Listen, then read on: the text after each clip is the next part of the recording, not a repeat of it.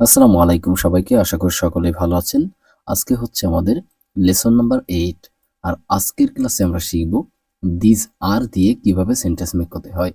এর আগে আমরা 7টা ক্লাস শেষ করেছি এবং সেখানে কিন্তু আমরা একেবারে ABC থেকে শুরু করে কিভাবে আমরা ছোট ছোট সেন্টেন্স মেক করতে পারি এবং কিভাবে আমরা ইংলিশে কথা বলতে পারি সেগুলো কিন্তু আস্তে আস্তে আমরা শিখেছি।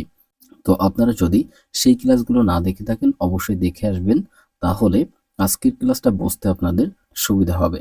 তো চলুন আজকের ক্লাসটা আমরা স্টার্ট করি। তো এখনো আমাদের চ্যানেলটি যারা সাবস্ক্রাইব করেননি অবশ্যই সাবস্ক্রাইব করে দিবেন, আর ফেসবুক পেজ থেকে দেখলে অবশ্যই ফলো করে দিবেন। তো এখন চলুন আমরা মূল ক্লাসে প্রবেশ করি। তো তাহলে আমরা হচ্ছে আজকে দেখব দিস আর দিয়ে কিভাবে সেন্টেন্স মেক করতে হয়। এখানে আপনাদের একটা বিষয় মনে রাখতে হবে, এই দিস মানে এইগুলো, অর্থাৎ কাছের কোনো বস্তুকে যদি আপনি বলতে চান যে এইগুলো আমার, তাহলে আপনাকে দিসকে ব্যবহার করতে হবে।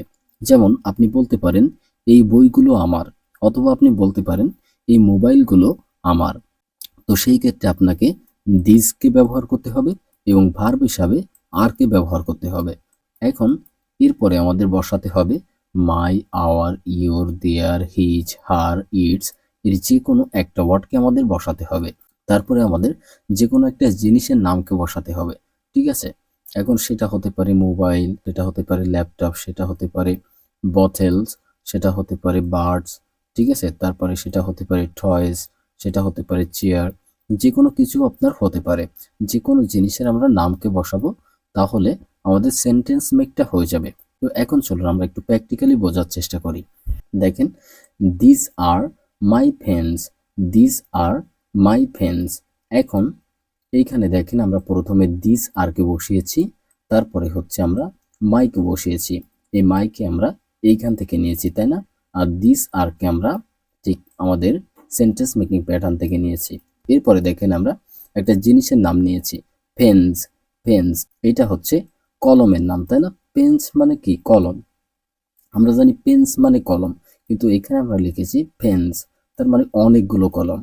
অর্থাৎ আমরা কিন্তু প্রথমেই বলেছি যদি আমরা কোনো জিনিসের সমষ্টিকে বলতে চাই, অর্থাৎ একটা নয় একের অধিক, যেমন এখানে এই পেন্স দ্বারা কিন্তু একটা কলমকে বোঝাচ্ছে না, এখানে অনেকগুলো কলমের কথা বলা হচ্ছে। তো আমরা কিন্তু বাস্তব জীবনে এই ধরনের বিভিন্ন কথা বলে থাকি, যে আমরা অনেক সময় বলি এই কলাগুলো আমার, অনেক সময় আমরা বলি যে এই জামাগুলো আমার, অথবা অনেক সময় আমরা বলি যে এই ল্যাপটপগুলো আমার, তাই না? বিভিন্ন সিচুয়েশনে আমরা কিন্তু এই ধরনের কথা বলি। অর্থাৎ তখন আমরা কিন্তু একটা মোবাইলের কথা বলি না, একটা কলমের কথা বলি না, একটা ল্যাপটপের কথা বলি না, অনেকগুলো ল্যাপটপ বা অনেকগুলো মোবাইল অথবা অনেকগুলো কলমের কথা যখন আমরা বলি, ঠিক আছে?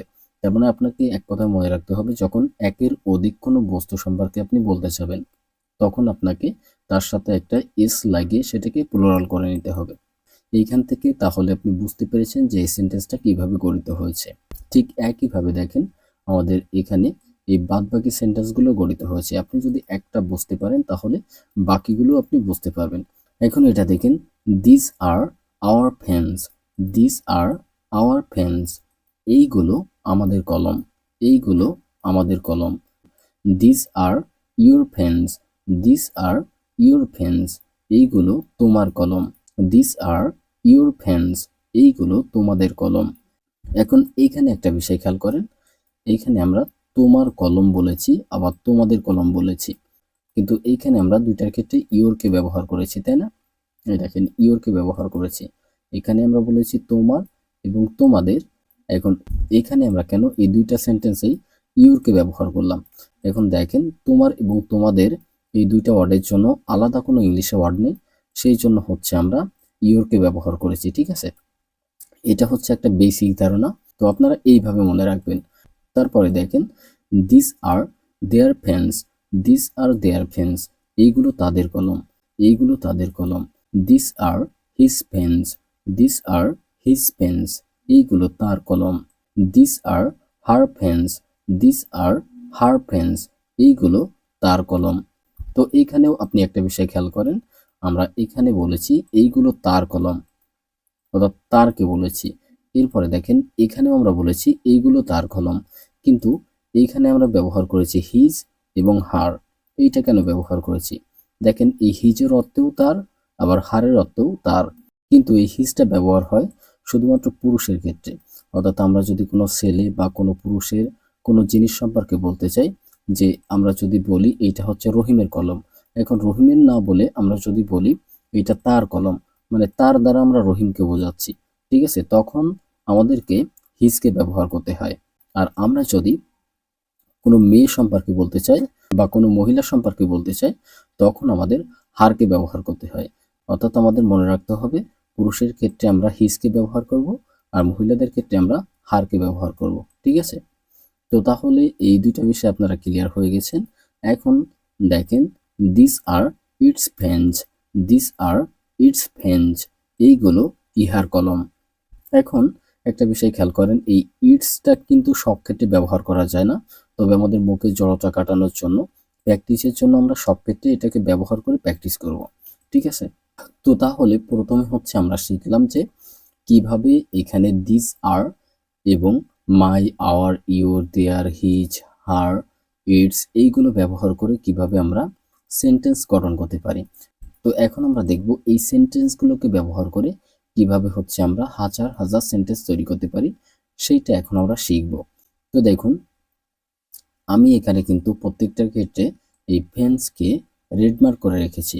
কারণ দেখেন, আমরা যদি এখানে এই ফেন্স বা কলমের পরিবর্তে যদি এইখান থেকে অন্য একটা নাউন বসাই বা অন্য কোনো একটা বিষয়ের নাম বসাই, তাহলে কিন্তু আমরা আরো অনেক সেন্টেন্স গঠন করতে পারবো।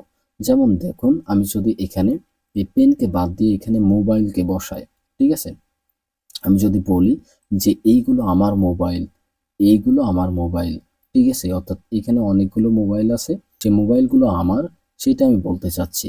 তাহলে আমাকে বলতে হবে this are my mobiles, this are my mobiles, অর্থাৎ এখানে কলমের পরিবর্তে আমাদের মোবাইলটা বসবে।